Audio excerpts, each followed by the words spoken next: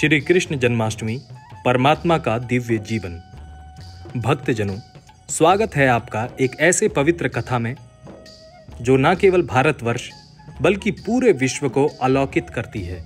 आज हम बात करेंगे भगवान श्री कृष्ण के जन्म और उनके जीवन के विभिन्न रूपों की।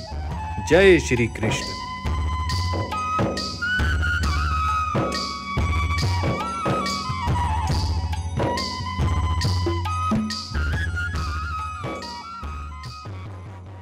भगवान कृष्ण को भगवान विष्णु जी का 8वां अवतार माना जाता है।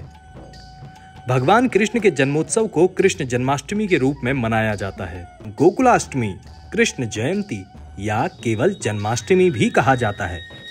उनका जन्म द्वापर युग में भाद्रपद माह के कृष्ण पक्ष की अष्टमी को रोहिणी नक्षत्र में आधी रात को मथुरा के राजा कंस के कारागार में हुआ था। कृष्ण जन्माष्टमी मथुरा, गोकुल और वृंदावन में बहुत ही धूमधाम से मनाई जाती है, जो कि विश्व प्रसिद्ध है।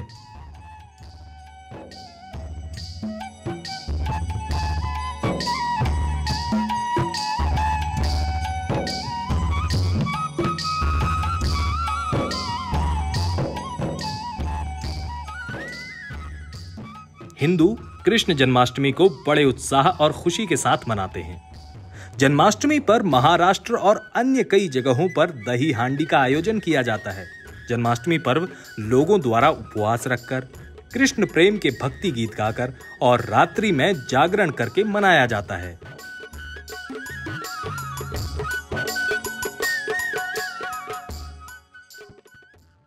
मथुरा नगरी में राजा कंस का आतंक फैला हुआ था। उसने अपनी बहन देवकी और उनके पति वासुदेव को कारागृह में बंद कर रखा था, क्योंकि उसे एक भविष्यवाणी हुई थी कि देवकी का 8वां पुत्र ही उसका वध करेगा। कंस ने यह सुनकर उनके भय के चलते देवकी और वासुदेव को कारागृह में डाल दिया और उनके हर नवजात शिशु को मार डालने का आदेश दे दिया। कृष्ण जी का जन्म आधी रात को हुआ और सभी बंधन अपने आप टूट गए और कारागृह के द्वार अपने आप खुल गए।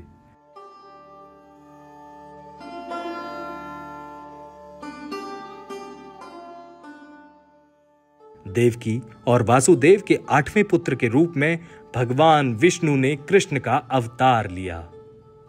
वासुदेव ने नवजात श्री कृष्ण को टोकरी में रखा और यमुना नदी पार कर गोकुल की ओर चल पड़े। ये यात्रा कठिनाइयों से भरी थी, लेकिन चमत्कारिक रूप से यमुना नदी ने उन्हें रास्ता दिया और शेषनाग ने उनकी रक्षा की।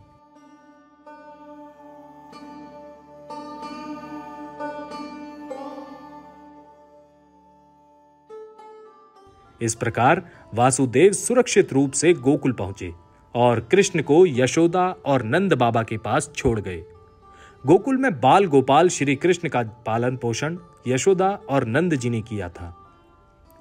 कृष्ण का बाल्यकाल अनेक लीलाओं से भरा हुआ था। मक्खन चोरी, गोपियों के संग रास लीला और कालिया नाग का वध, ये सभी लीलाएं उनके दिव्यता का प्रमाण थीं।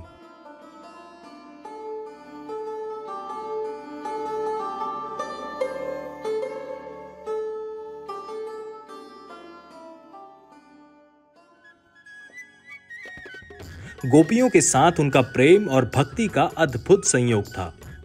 बाल कृष्ण का मक्खन चोरी करना केवल एक बाल लीला नहीं थी, बल्कि ये इस बात का संकेत था कि भगवान अपने भक्तों के मन की बुराइयों को दूर करते हैं। उनका हंसमुख और शरारती स्वभाव गोपियों और गोकुलवासियों के दिलों में बस गया था। वृंदावन में श्री कृष्ण ने रासलीला रचाई, जहां गोपियां उनके प्रेम में विभोर हो गईं।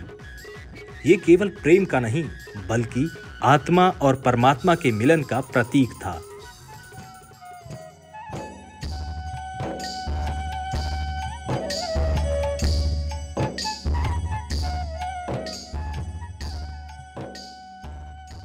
इंद्रदेव के क्रोध से गोकुलवासियों को बचाने के लिए श्री कृष्ण ने गोवर्धन पर्वत को अपनी छोटी उंगली पर उठा लिया। ये लीला ये सिखाती है कि भगवान अपने भक्तों की रक्षा के लिए किसी भी हद तक जा सकते हैं। श्री कृष्ण ने गोकुलवासियों को यह सिखाया कि हमें अपने कर्तव्यों का पालन करना चाहिए और प्रकृति की पूजा करनी चाहिए। ये घटना गोवर्धन पूजा के रूप में प्रतिवर्ष मनाई जाती है।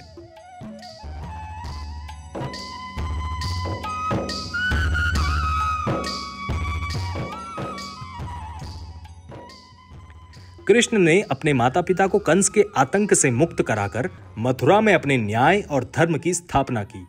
बाद में उन्होंने द्वारका नगरी की स्थापना की और यहीं से उन्होंने अपने राज्य का संचालन किया। द्वारका की भव्यता और कृष्ण की प्रजा के प्रति प्रेम और न्याय प्रियता आज भी प्रचलित है। द्वारिका नगरी में श्री कृष्ण ने अपने धर्म और न्याय की नींव रखी। उनके शासन में प्रजा सुखी और समृद्ध थी।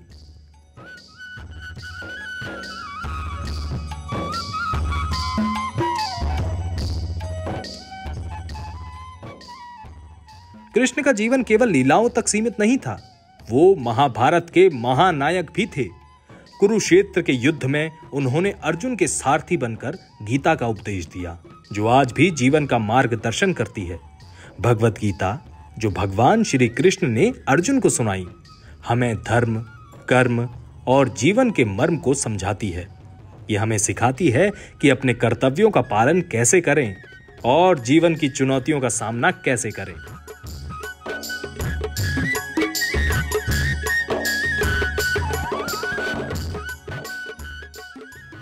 कृष्ण का जीवन एक पूर्णता की ओर अग्रसर था। अपने अंतिम समय में उन्होंने पृथ्वी पर अपने अवतार का उद्देश्य पूरा किया और मानवता को धर्म का मार्ग दिखाया। श्री कृष्ण ने अपने अंतिम क्षणों में भी हमें यह सिखाया कि जीवन एक यात्रा है, जहां कर्तव्य, प्रेम और धर्म का पालन करना ही मानवता का सबसे बड़ा धर्म है।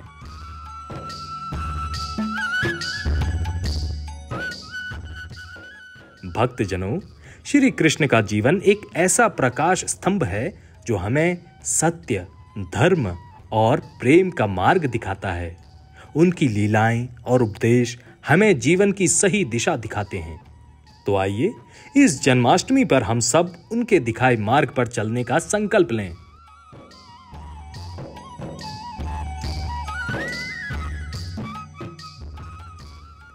तो ये था श्री कृष्ण जन्माष्टमी पर आधारित हमारा विशेष कार्यक्रम। आशा है आपको ये कथा प्रेरित करेगी और आपके जीवन में नई ऊर्जा और सकारात्मकता का संचार करेगी। अगले कार्यक्रम में फिर मिलेंगे, तब तक के लिए जय श्री कृष्ण।